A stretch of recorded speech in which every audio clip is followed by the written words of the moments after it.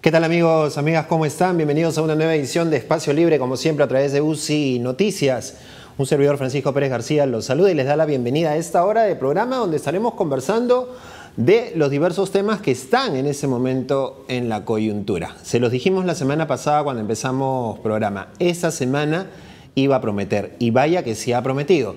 Han habido un montón de cambios en el transcurso de la semana, unas discusiones entre el Ejecutivo y el Legislativo que parecieran no tener un punto de tregua, un fujimorismo que está de alguna manera actuando de manera bastante confrontacional y más ahora que su lideresa Keiko Fujimori se encuentra con prisión preventiva. Mañana, a tan solo 2 días de que se cumpla el plazo para que termine la prisión preliminar, se va a estar discutiendo en el Poder Judicial si es que esta medida va a poder ser o no anulada. Sin embargo, nuestras fuentes también informan que el fiscal José Domingo Pérez ya estaría terminando el pedido de prisión preventiva tanto para Keiko Fujimori como para el resto de personas que se encuentran en este momento detenidas. Lo que no se sabe todavía el futuro es el de Pierre Figari y de Ana Hertz de Vega, quienes finalmente fueron detenidos ayer mientras se realizaba la multitudinaria marcha en apoyo a Keiko Fujimori. Ellos fueron detenidos y fueron trasladados hacia la prefectura, lugar de donde hace unos minutos también han salido los congresistas Miki Torres y Úrsula Letona, tal como lo veíamos con este enlace que había preparado nuestra compañera Tiffany Tipiani, que se encuentra en el lugar y que va a estar también en el transcurso del día con toda la cobertura de la situación. Para hablar sobre estos temas estamos ya con nuestro primer invitado. Él es Javier Torres Seoanes, analista político, director de Noticias Era, a quien le damos la más cordial bienvenida. Javier, ¿cómo estás? Bienvenido. Un gusto conversar contigo.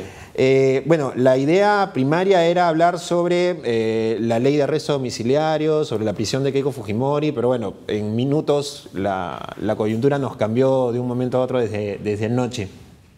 Todas estas situaciones, la prisión de Keiko, la detención de Figari, de Ana Vega, de la secretaria de Keiko y otras personas más, ¿forman parte tal vez de lo que podríamos denominar ya una caída real del fujimorismo o todavía no podemos darlos por noqueados?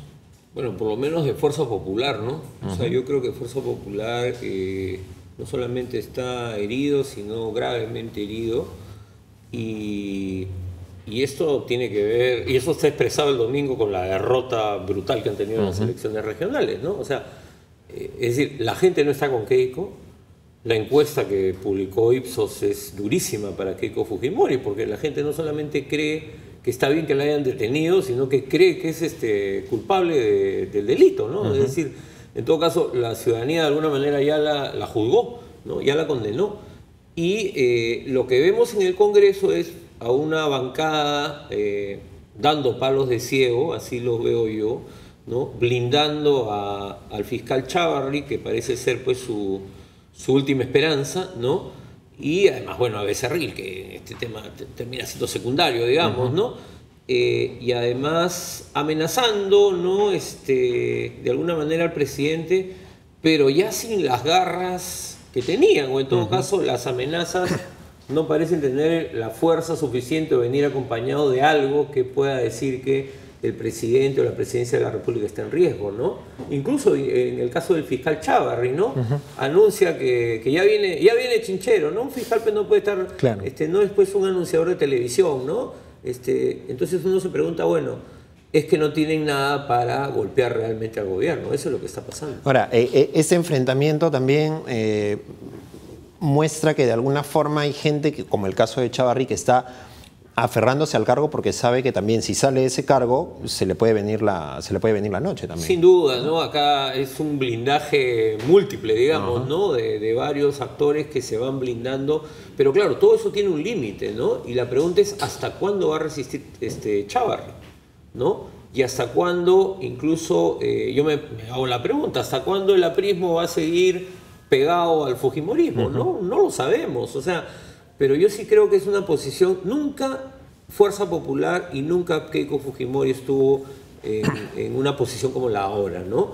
Y demostrando además una incapacidad para salir del entrampamiento que tienen. Y como tú comentabas, la movilización de ayer, bueno, era una movilización pues de buses traídos de Huaycán, ¿no? a la gente la llevan de alguna manera, alguna gente incluso declaraba que bueno, ni sabían para qué habían ido, ¿no? Entonces, eso es claro y se siente además en las calles, ¿no? Entonces, yo lo que sí veo es una situación donde, uno, el presidente tiene que mantenerse muy firme, ¿no? No tiene que pisar el palito. Dos, quien está buscando que el tablero se derrumbe o que haya una pateada de tablero del presidente no es el gobierno, sino es más bien la oposición fujimorista, ¿no? Porque ellos son los que constantemente están hablando de que se está preparando un golpe, de que el presidente Vizcarra es un aprendiz de dictador, y sus voceros mediáticos, que digamos tampoco son lo más presentable que hay, también acompañan esos comentarios, ¿no? Claro, es como cuando dicen al ladrón, ¿no? O sea, yo creo que es lo mismo, los que están pidiendo un golpe son los fujimoristas y sus voceros oficiosos, ¿no? Y hay varias columnas de opinión, en fin, ¿no? Que van en ese sentido. Pero claro, uno se pregunta, ¿para qué tendría que dar un golpe al presidente? Claro. ¿No? O sea, tiene el respaldo de la ciudadanía. O sea, no es como en el 92, donde Fujimori da el golpe y de ahí viene el respaldo. Acá el presidente ya lo tiene. Entonces el presidente puede avanzar sin necesidad de patear el tablero. Y si no hay otra forma de que la crisis tenga un desenlace, siempre hay la opción de la disolución del Congreso, pero por la vía institucional, y eso no es un golpe. Y seguir dejando mal al fujimorismo en todo caso. Ahora, estas voces del fujimorismo me recuerdan mucho a tanto el fujimorismo político como el fujimorismo mediático, a lo que ocurría en la época de Humala. También a Humala, de reiteradas oportunidades, se le trataba de sacar el cuco de que como era militar iba a cerrar el Congreso y que iba a dar un golpe de Estado. Están buscando ellos una justificación para que Fujimori a lo largo de la historia se convierta en el mal menor en cuestiones de dictadura. Mira, ni siquiera creo que estén pensando en eso. Lo que están pensando es cómo salvar cómo salvarse de la prisión, ¿no? Algunos cómo salvarse de la prisión y algunos voceros oficiosos cómo seguir teniendo pues los ingresos que supongo que vienen del fujimorismo, ¿no? A mí me parece que no va por ahí. Lo que yo sí creo es que ellos lo que buscan es victimizarse. El tema es que esa victimización no es creíble cuando la gente considera que la Lideresa de Fuerza Popular es culpable de delitos, ¿no? Porque no es como en el caso de Alberto Fujimori, donde la gente decía, bueno, se justificaban los delitos porque, en fin, había que luchar contra el terrorismo, ya, ese discurso que todos conocemos, o porque había hecho obras para el país, ya. No, acá no tienen justificación, ¿no? Entonces se le hace mucho más complejo administrar la situación, porque no tienen respaldo popular y su respaldo político, incluso su bancada, yo creo que también está viviendo pues, los últimos meses como una bancada mayoritaria, ¿no? Porque, ¿qué va a pasar después del referéndum? Cuando lo más probable es que se apruebe la no reelección.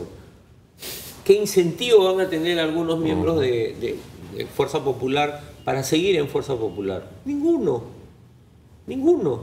Ahora, porque ya no van a tener el vehículo por el cual llegaron. Ahora, el capital político de Keiko Fujimori está desacreditado por dos bandas, ¿no? Porque por un lado, o por dos vías, mejor dicho, porque la palabra banda puede sonar un poco mal en el fujimorismo, pero está desacreditado por dos vías, porque por un lado hay fujimoristas que consideran que sí, pues es culpable de los delitos, y por el otro lado hay fujimoristas, como esta señora del video que se hizo viral, que consideran que Keiko Fujimori es la gran responsable de que se haya anulado el indulto a Alberto Fujimori. Claro, ese es el otro problema, que dentro de lo que podemos llamar el pueblo fujimorista, porque hay un sector que sigue simpatizando con Alberto Fujimori y eso es innegable, y hay un sector que puede ser el 15%, el 10%, no sé, pero ese sector no le creyó sus lágrimas, no le creyó a Keiko las lágrimas por su padre, ¿no? Y mira el tuit de Kenji Fujimori después de visitar a su hermana, ¿no? Literalmente ha dicho, este ha sido un gesto humanitario hacia mi hermana, ¿no? No es la reconciliación con la que sueña el blindado Becerril, ¿no es cierto? Es simplemente, es el mismo Kenji Fujimori al que hemos conocido siempre, ¿no? En su lógica de, bueno, él defiende a su padre y ahora visita a su hermana, pero digamos, ese lado del fujimorismo tampoco está con Keiko, entonces, ¿con quién está? Y mi impresión es que la soledad de Keiko Fujimori es cada vez mayor y cualquier idea de que ella podía ser pues, presidenta en el 2021, cualquier posibilidad yo creo que ya se pulverizó. Ahora, el tema del referéndum, ¿qué tanto puede servirle a, ya cambiando radicalmente de tema, qué tanto puede servirle a Vizcarra como para poder culminar tranquilamente el gobierno de aquí hasta el 2021 y cómo quedan las figuras del fujimorismo, del aprismo frente a esta confrontación que se ha generado precisamente por el tema de la bicameralidad y la no reelección. Bueno, yo creo que el presidente, cuando convoca al referéndum y marca distancia con la cuarta pregunta, ¿no?, lo que hace es recuperar para sí lo que va a ser su victoria en el referéndum. Si él no decía eso, de alguna manera la posible victoria de Vizcarra, porque es su propuesta en el referéndum, iba a perder peso porque, digamos, de manera le habían sacado la vuelta a la pregunta número 4, ¿no? Al hacer eso, si bien ha sepultado la bicameralidad, yo creo que por muchos años en el Perú, y algunos creen que debería hacerse, ¿no?, lo que hizo fue decir, esta es mi pelea, ¿no?, y esta será mi victoria. Eso es lo que les ha dicho. Y el APRA pues quiso sacar esta ley, este proyecto de ley para cambiar las preguntas, pero parece que se dieron cuenta pues que podían haber sido acusados, si se aprobaba una propuesta de esa naturaleza, de un delito contra un proceso electoral que es gravísimo en el Perú, ¿no?, y que te puede llevar hasta la cárcel, claro, ¿no?, porque no puedes afectar un proceso electoral que ya está convocado. Entonces, de alguna manera, yo creo que el presidente va en buen pie. Creo que del otro lado las cosas se vuelven muy oscuras para Fuerza Popular, y el APRA hará su propio juego. El APRA, en el momento en que vea que ya no tiene nada que sacar de esa alianza, simplemente tomará distancia y vemos a Jorge del Castillo haciendo, claro, son especialistas también en generar esta situación de tensión, ¿no? Porque en la comisión permanente eran dos nada más, Velázquez y Mulder, pero desesperaban al resto como si fueran la mayoría, ¿no? Claro, estas actitudes, claro, sin duda, de confrontación, de calentarle la bronca a la gente, que, ¿no? Además ellos han sido los que han armado la agenda, los que prácticamente han ido definiendo la agenda parlamentaria en los últimos 2 años. Porque en esa bancada, en la bancada de Fuerza Popular, más allá de hacer oposición y aprobar proyectos que probablemente convenían a grandes empresas, ¿qué cosa legislativa ha planteado en serio Fuerza Popular? Nada. Entonces, quien colocaba la agenda política han sido Velázquez, Quesquén y Mulder, ¿no? Y lo que tú dices es cómo ha funcionado el Congreso todo este tiempo, ¿no? Pero como digo, cuando vean que ya no hay nada que hacer por ahí, simplemente harán un viraje y se irán por otro lado. Mira al presidente del Congreso. El presidente del Congreso no ha ido a visitar a Keiko Fujimori. Y yo estoy muy convencido de que eso a Keiko Fujimori no le ha gustado nada. Marcó la distancia del primer día. Marcó distancia, ¿no? Ha ido marcando en una serie de temas, en otros no, porque tampoco creo que puede correrse tantos riesgos, ¿no? Pero sin duda hay un desplazamiento de fuerzas, se empieza a ver un desplazamiento. Pero Salaverry tampoco es un Churchill que necesita el fujimorismo, No, por eso, pero lo que te digo es que eso que estamos viendo con el presidente del Congreso, lo vamos a empezar a ver con otros congresistas más adelante, y también con el APRA. Finalmente, Javier, y muy breve, esa situación del fiscal José Domingo Pérez ha sido convocado al Congreso, a la Comisión de Defensa. Ayer Luz Salgado le ha dicho que es un apologista del terrorismo, que es un traidor a la patria, y bueno, lo que siempre suelen decir cada vez que alguien no coincide con los discursos de ellos. Otra intentona por tratar de sacarse a un fiscal que está de alguna manera cavando ahí algunas cosas. Vamos a tener pues un espectáculo más, ¿no? Un espectáculo más de parte de la Comisión de Defensa y del fujimorismo, y van a tratar de maltratar al fiscal, en fin, ¿no? Y lo que más indigna es, en este tema, confío en que el fiscal Pérez sepa defenderse, pero lo que más indigna es la falta de respeto por quienes fueron víctimas del terrorismo de Sendero Luminoso y por quienes fueron víctimas de las políticas contrasubversivas, ¿no?